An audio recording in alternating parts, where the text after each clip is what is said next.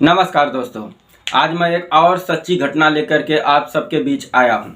आज की जो सच्ची घटना है, ये सुनने के बाद आप भी सोचने पर मजबूर हो जाएंगे कि कोई व्यक्ति किसी के प्यार में पड़ करके उससे इतना प्यार करे कि बिछड़ने के नाम पर उसी का मर्डर कर देता है।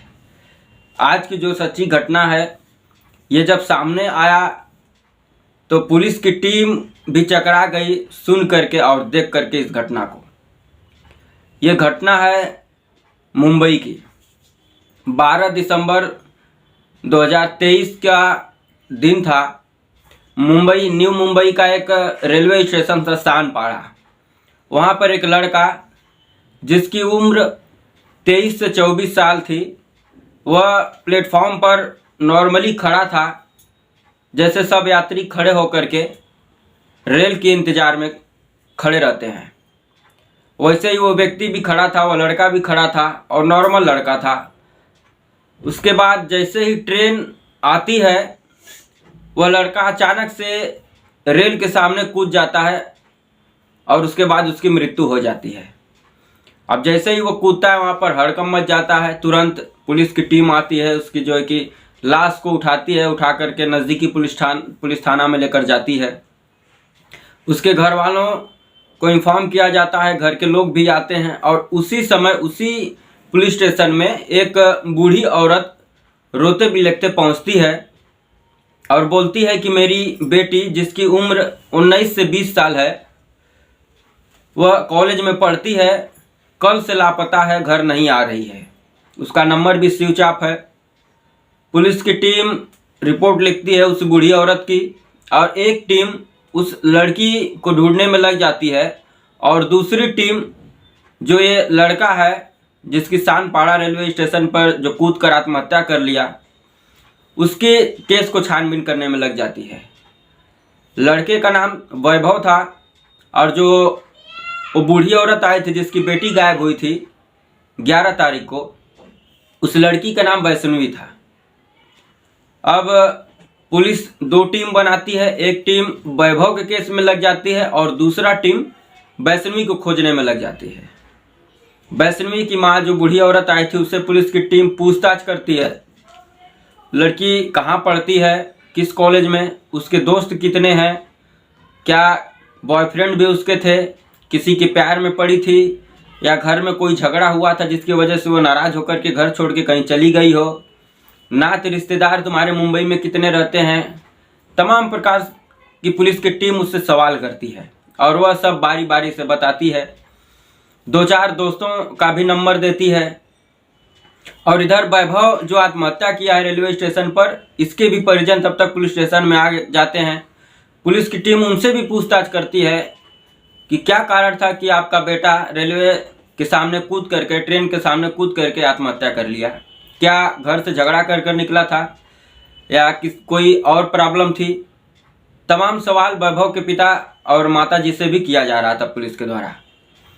इधर जो वैष्णवी की माँ है, ये सब कुछ बता करके चली जाती है। पुलिस की टीम अब वैष्णवी को ढूंढने में लग जाती है। वैष्णवी का कहीं कुछ पता नहीं चलता, उसके दोस्तों से पूछताछ होती है, कॉलेज में जाकर के पुलिस की टीम पूछताछ करती है, कहीं भी उसका पता नहीं लगता है। जितने भी रिश्तेदार होते हैं, दोस्त होते हैं, उनके भी घर पर पुलिस की टीम बारी बारी से जाती है और सबसे पूछताछ करती है, लेकिन वैष्णवी का कहीं कुछ पता नहीं चलता है। लास्ट में पुलिस की टीम जो वैष्णवी का फ़ोन है उसका लोकेशन जानने की कोशिश करती है, तो उसका लोकेशन दिखाता है खार रोड स्थित एक जंगल में। पुलिस की टीम उस जंगल में जाती है, वहाँ पर ढूंढती है और लगभग में उस जंगल को पुलिस की टीम खंगाल घलती है। पूरे 1 हफ्ता तक सर्च ऑपरेशन चलाती है पुलिस की टीम, लेकिन तो वैष्णवी का कहीं पता नहीं चलता है उस जंगल में। गूगल का सहारा लेती है पुलिस की टीम, लेकिन तो कुछ भी पता नहीं चलता है। धीरे धीरे 15 से 20 दिन हो जाता है, लेकिन तो पुलिस की टीम वैष्णवी को ढूंढ नहीं पाती है। इधर वैभव के केस को भी अभी तक पुलिस क्रैक नहीं कर पाई है। परिजनों का कहना है कि ना ही घर में ये झगड़ा कर गया था, ना ही ऐसी कोई प्रॉब्लम है, आर्थिक प्रॉब्लम, जिसकी वजह से वो आत्महत्या कर ले मेरा बेटा। अब पुलिस की टीम को समझ में नहीं आ रहा था कि आखिर माजरा क्या है। इधर वैष्णवी भी नहीं मिल रही है और इधर वैभव भी आत्महत्या कर लिया। पुलिस का अभी तक कुछ क्लू नहीं समझ में आ रहा है कि वैभव किस कारण से आत्महत्या किया है। लेकिन पुलिस की टीम एक दिन वैभव के घर पहुंचती है और बोलती है वैभव के परिजनों से कि हमको आपके घर की तलाशी लेना है, वैभव का कमरा देखना है, किस रूम में वो रहता था। परिजन लेकर जाते हैं, वो रूम दिखाते हैं। पुलिस की टीम सर्च ऑपरेशन चलाती है उस रूम में और वैभव का हर एक चीज को पुलिस खंगालती है। एक अलमारी से एक पर्स मिलता है जो वैभव का रहता है। उस पर्स को जब पुलिस खोल कर देखती है तो उसमें से एक चिट्ठी मिलती है, एक लेटर मिलता है, जिस पर लिखा था कि मैं वैष्णवी को आसान मौत दूंगा जिससे उसको तकलीफ भी ना हो और मैं भी खुद मर जाऊंगा। उसके बाद हम लोग अगले जन्म में दोनों शादी कर लेंगे। जैसे ये लेटर पुलिस को मिलता है और उस लेटर के लास्ट में नीचे लिखा था L01501, ये कोड था। अब पुलिस की टीम उस कोड को डिकोड करने के लिए तमाम प्रकार के जो है कि जुटाती है विशेषज्ञों को, लेकिन कोई उस कोड को डिकोड नहीं कर पाता है कि आखिर एक कोड है क्या, L01501। अब पुलिस की टीम जब वैभव के नंबर को खंगालती है तो पता ये चलता है कि वैभव ज़्यादातर वैष्णवी से बात करता था। अब जैसे ये बात पुलिस को पता चलती है, पुलिस का पूरी तरीके से शक ये हो जाता है कि जो वैष्णवी है, जिसकी माँ कंप्लेंट दर्ज कराने आई थी कि 11 दिसंबर से मेरी बेटी गायब है और लगभग उसको 20 दिन हो गया है, वो घर अभी तक नहीं आई। पुलिस की टीम भी उसको ढूंढ रही है। इधर वैभव वैष्णवी से बात करता था, ये बात जो कि कॉल डिटेल में पता चल गई है। अब उसके बाद पुलिस की टीम जब वैष्णवी की कॉल डिटेल निकालती है तो पता चलता है कि वैष्णवी भी वैभव को बहुत कॉल करती थी। अब दोनों का नंबर जब पुलिस मैच करती है तो पता ये चलता है कि जिस समय वैष्णवी खार के उस जंगल में थी उसी समय वैभव का भी नंबर वहां पर एक्टिव था। अब पुलिस की टीम को शक होता है कि ऐसा तो नहीं कि वैभव वैष्णवी का कत्ल कर दिया है जंगल में ले जा करके और उसके बाद उसी कत्ल करने के बाद जब वो डरा तो जाकर खुद आत्महत्या कर लिया। अब पुलिस की टीम फिर उसी खार के जंगल में पहुंचती है। अब लगभग 30 दिन हो चुका है इस पूरे घटनाक्रम को।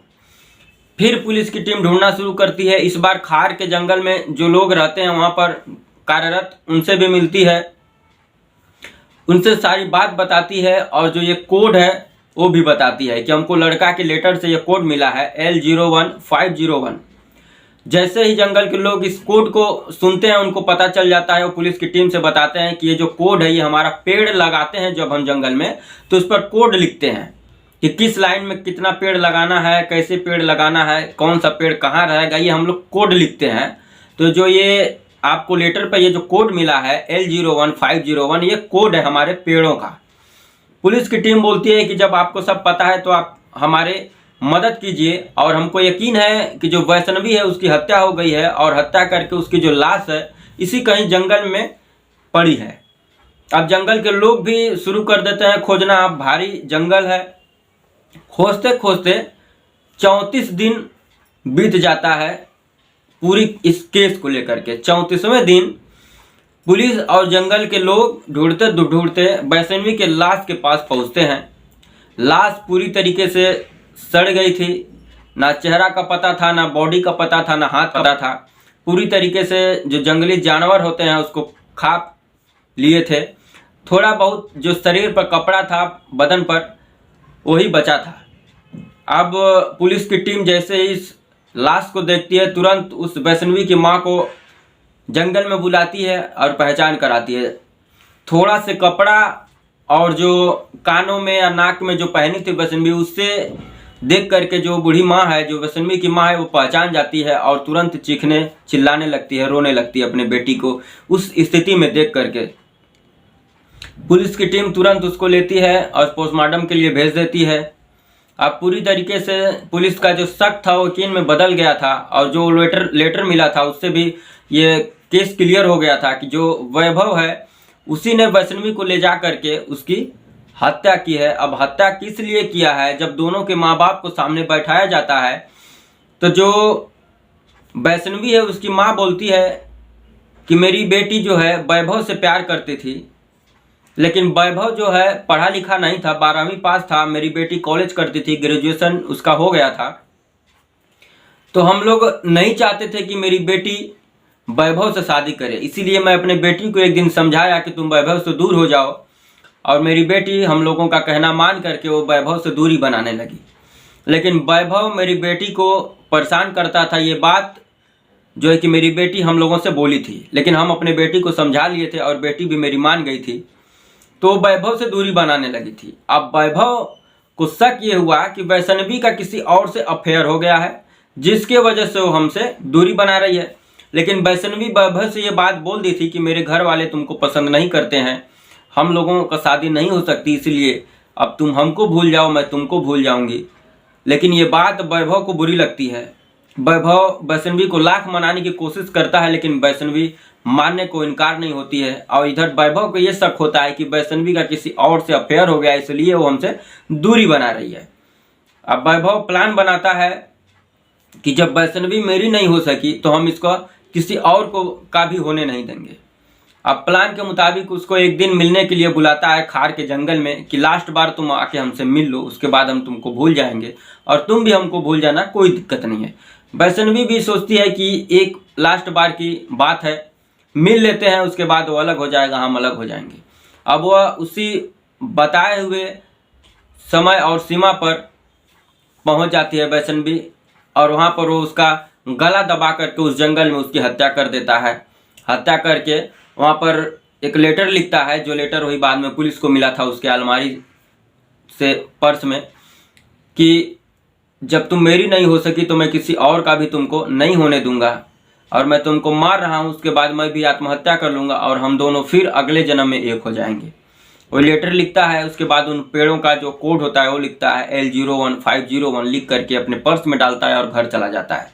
उसके बाद वो भी जाकर के सानपाड़ा स्टेशन पे आत्महत्या कर लेता है। जब इतनी बात लड़की की माँ बोलती है, लड़के के पिता बोलते हैं, पुलिस की टीम बाकी सब चीज़ों का मिलान कर ही ली थी, तब पता चलता है कि ये प्यार का मामला था और उसका हत्या किसी और ने नहीं, उसी का बॉयफ्रेंड वैभव ने किया था। और लगभग इस केस को सुलझाने में पुलिस को 34 दिन लग जाते हैं। 34 दिनों के बाद इस मामले का खुलासा होता है। तो यही रही आज की सच्ची घटना कि किस प्रकार से एक लड़का एक लड़की के प्यार में उस लड़की को तो मारता ही है, अपने भी जान ले लेता है। इस प्रकार से दो परिवार को ऊपर जो है कि दुखों का पहाड़ टूटता है। तो ये सच्ची घटना मुंबई की थी। ऐसे ही तमाम सच्ची घटनाओं के लिए हमारे चैनल संगीता.रिंकू को सब्सक्राइब करें। वीडियो अच्छा लगे तो लाइक कर दें और शेयर करना ना भूलें। जय हिंद, वंदे मातरम।